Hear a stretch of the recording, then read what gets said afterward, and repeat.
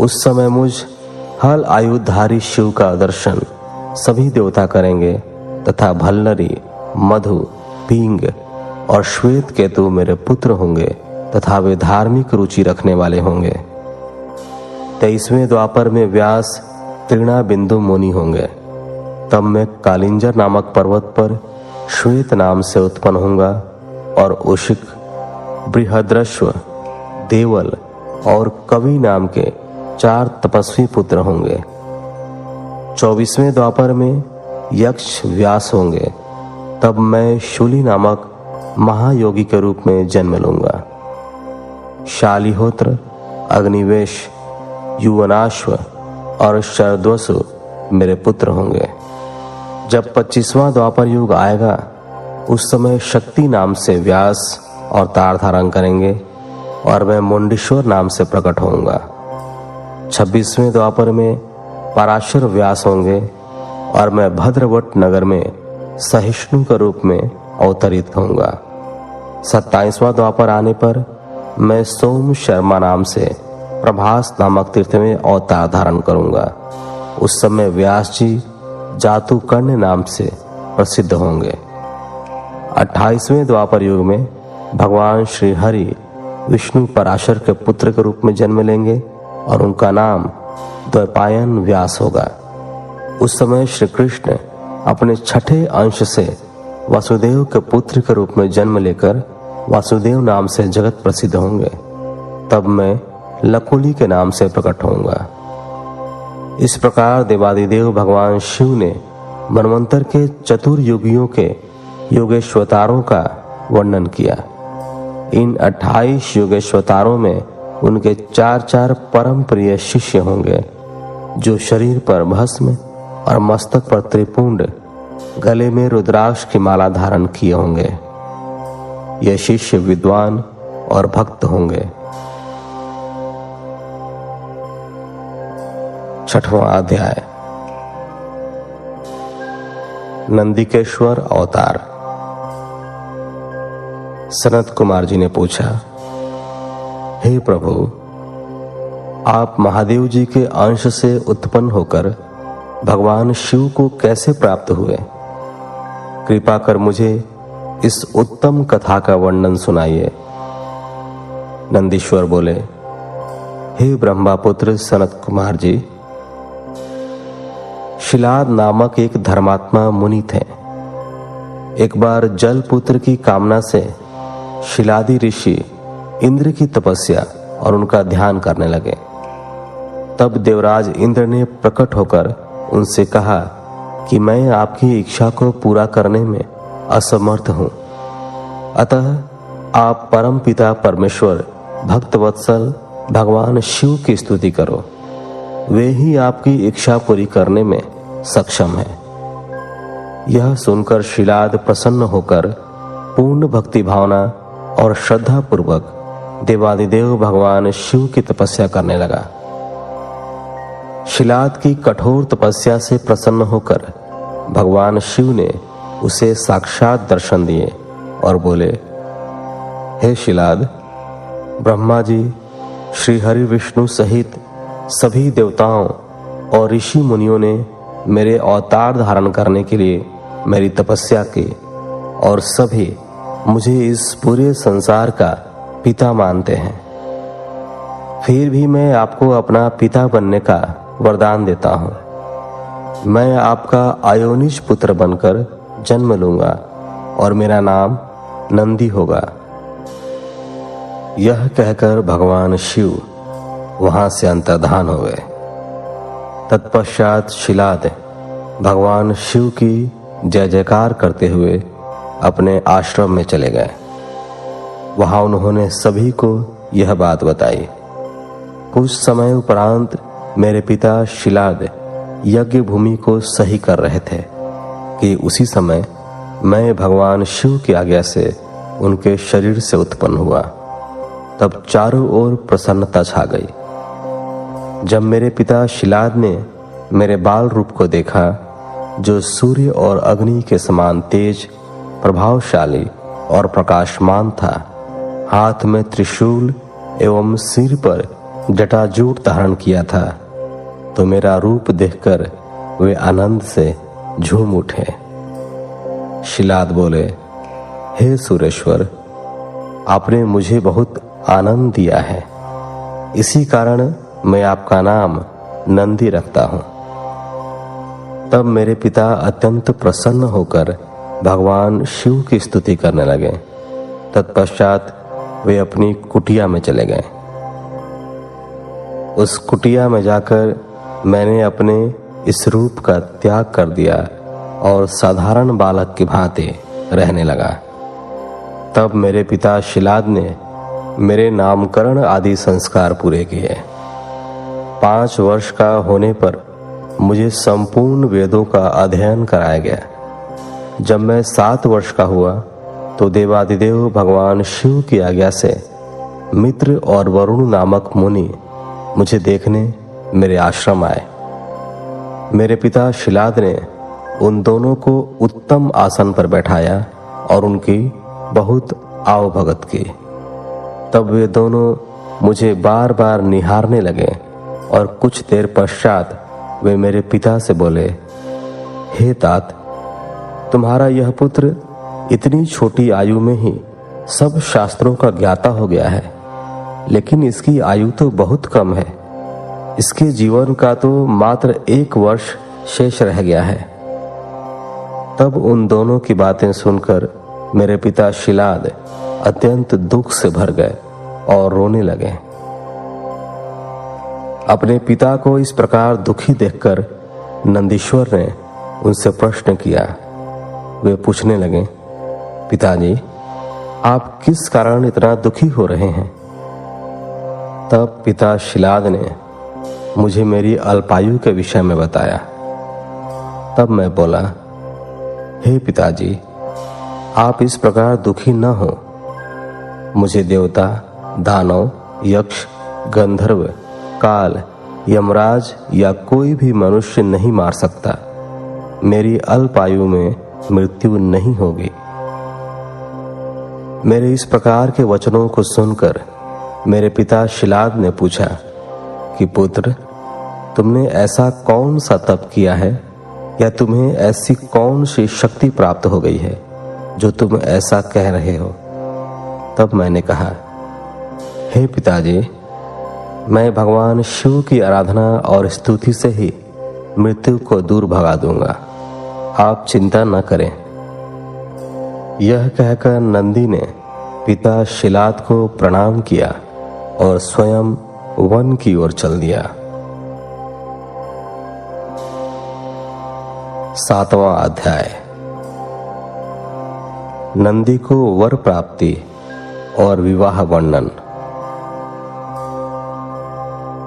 नंदीश्वर बोले, हे महामुने, मैंने वन में जाकर घोर तपस्या करनी शुरू कर दी। मैं स्वच्छ मन और श्रद्धा भाव से भगवान शिव के 3 नेत्र, 10 भुजा और 5 मुख वाले रूप का ध्यान करते हुए मंत्र का जाप करने लगा। मेरी दुष्कर तपस्या से अभिभूत होकर भगवान शिव प्रसन्न हो गए। तब भगवान शिव ने देवी पार्वती सहित मुझे दर्शन दिए। भगवान शिव बोले, हे शिलाद पुत्र नंदी, मैं तुम्हारी इस तपस्या से बहुत प्रसन्न हुआ हूं। तुम जो चाहो मनोवांछित वर मांग सकते हो। तुम्हारी इच्छा मैं अवश्य पूरी करूंगा। देवादिदेव भगवान शिव के ये उत्तम वचन सुनकर मैं उनके चरणों में गिर पड़ा और पुनः उनकी स्तुति करने लगा। तब भगवान शिव ने अपने हाथों से मुझे ऊपर उठाया और बोले, हे वत्स नंदी, मेरे होते हुए भला तुम्हें मृत्यु भय कैसा? तुम अजर अमर हो और सदा मेरे गणनायक बनकर रहोगे। मेरा प्रेम तुम पर सदा बना रहेगा और तुम मृत्यु को कभी प्राप्त नहीं होगे। तुम्हारे घर पधारे वे दोनों मुनि मैंने ही भेजे थे, अतः अब तुम अपने शोक और चिंताओं को त्याग दो। यह कहकर भगवान शिव ने कमल के फूलों की माला अपने गले में से उतारकर मेरे गले में डाल दी। माला मेरे गले में पड़ते ही मेरे 3 नेत्र और 10 भुजाएं हो गईं। तत्पश्चात भगवान शिव मुझसे बोले कि तुम और क्या चाहते हो? मैंने कहा, प्रभु, मैं आपकी सवारी बनना चाहता हूं। तब महादेव शिव जी ने अपनी जटाओं से हार के समान निर्मल जल मुझ पर छिड़क कर कहा कि नंदी हो जाओ। तब उन परमेश्वर शिव की जटा से जटोरक, त्रिस्त्रोता, वृषभध्वनि, स्फणितका और जम्बू नदियां बह निकली। ये 5 नदियां पंचद नाम से जपतेश्वर नामक स्थान के पास बह रही हैं।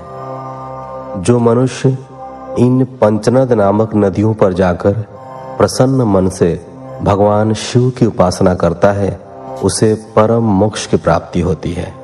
उसकी सभी कामनाएं भगवान शिव अवश्य पूरी करते हैं। भगवान शिव ने देवी पार्वती से कहा कि देवी, मैं नंदी को अपने गणों का अधिपति बनाना चाहता हूं। शिव जी के वचन सुनकर देवी पार्वती बोली, प्रभु, मैं नंदी को अपना पुत्र मानती हूं। तब भगवान शिव ने अपने सभी गणों को बुलाकर उनसे कहा कि मैंने नंदी को आप सब गणों का अधिपति बनाया है। भगवान शिव का यह कथन सुनकर सभी गणों ने प्रसन्नतापूर्वक उन्हें अपना स्वामी स्वीकार किया।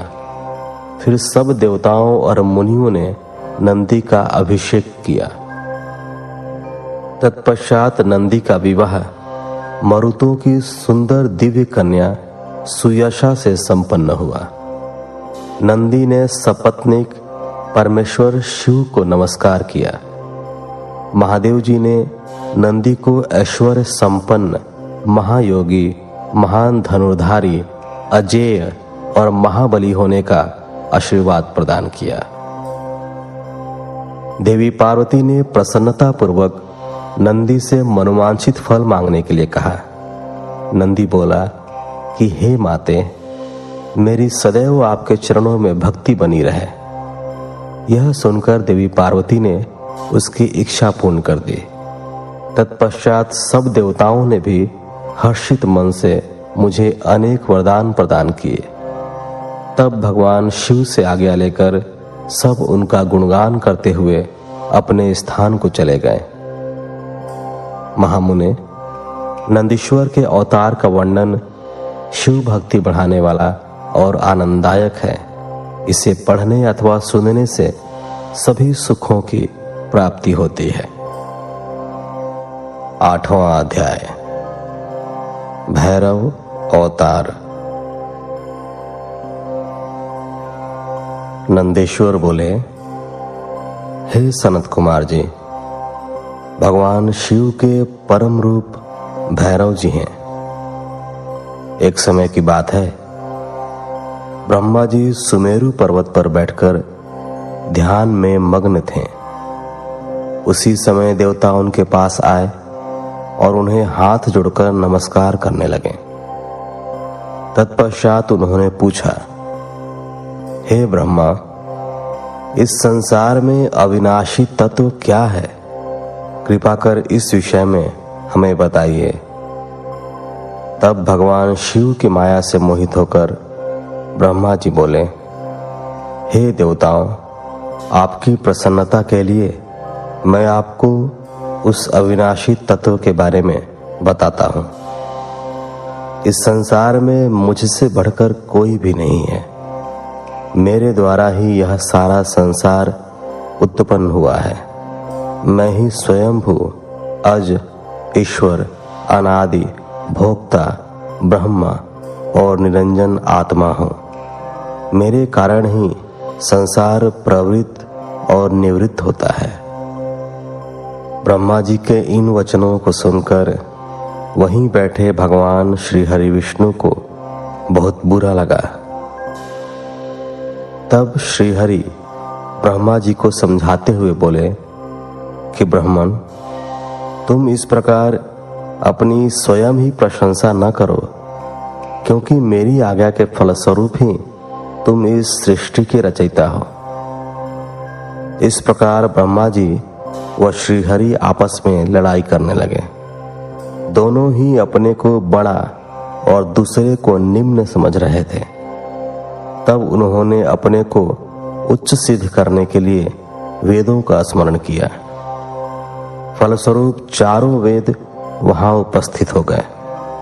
जब ब्रह्मा जी और श्री हरि विष्णु ने उन चारों वेदों से अपनी श्रेष्ठता के संबंध में पूछा, तब सर्वप्रथम ऋग्वेद भगवान शिव का स्मरण करते हुए बोले, हे ब्राह्मण, हे श्रीहरि, जिसके भीतर समस्त भूत निहित है तथा जिसके द्वारा सब कुछ प्रवृत्त होता है, जिन्हें इस संसार में परम तत्व कहा जाता है, वह एक भगवान शिव ही है। तब यजुर्वेद बोले कि उन परमेश्वर भगवान शिव की कृपा से ही वेदों की प्रामाणिकता भी सिद्ध होती है। उन्हीं भगवान शिव शंकर को संपूर्ण यज्ञों तथा योग में स्मरण किया जाता है। तत्पश्चात सामवेद बोले कि जो समस्त संसार के लोगों को भरमाता है और जिसकी खोज में सदा ऋषि मुनि लगे रहते हैं, जिनकी कांति से सारा विश्व प्रकाशमान होता है, वह त्रयंबक महादेव जी हैं। इस पर अथर्व बोल उठे, भक्ति से साक्षात्कार कराने वाले तथा समस्त दुखों का नाश करने वाले एकमात्र देव भगवान शिव ही हैं। वेदों द्वारा कहे गए इन वचनों को सुनकर ब्रह्मा और विष्णु बोले, हे वेदों, तुम्हारी वचनों से सिर्फ तुम्हारी अज्ञानता ही झलकती है। भगवान शिव तो सदा नंगे रहते हैं, अपने शरीर पर भस्म धारण करते हैं।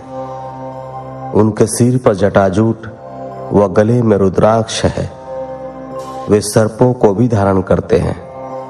भला शिव को परम तत्व कैसे कहा जा सकता है? उन्हें परम ब्रह्म किस प्रकार माना जा सकता है? ब्रह्मा जी और श्री हरि विष्णु के इन वचनों को सुनकर हर जगह मूर्त और अमूर्त रूप में विद्यमान रहने वाले ओमकार बोले कि भगवान शिव शक्तिधारी हैं, वही परमेश्वर हैं तथा सबका कल्याण करने वाले हैं। वे महान लीलाधारी हैं और इस संसार में सब कुछ उनकी आज्ञा से ही होता है। ओमकार की बातें सुनकर भी ब्रह्मा जी और विष्णु जी की बुद्धि में ये बातें नहीं आई और वे इसी प्रकार आपस में लड़ते रहे। उनका विवाद खत्म होने का नाम ही नहीं ले रहा था। तभी उन दोनों के बीच में एक विशाल ज्योति प्रकट हो गई। इस विशाल ज्योति का न तो आरंभ था न ही कोई अंत।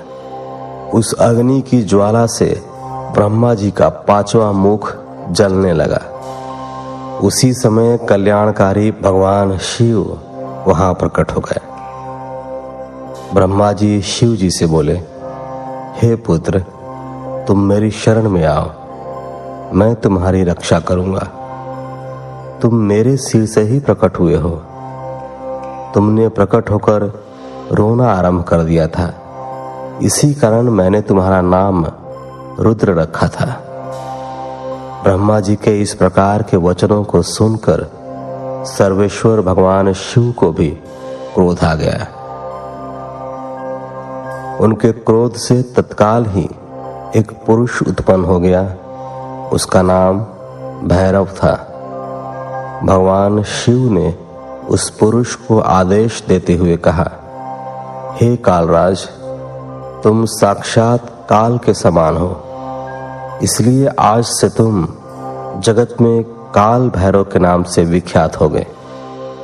तुम ब्रह्मा पर शासन करो और उनके गर्व को नष्ट करो तथा इस संसार का पालन करो। आज से मैं तुम्हें काशीपुरी का आधिपत्य प्रदान करता हूं।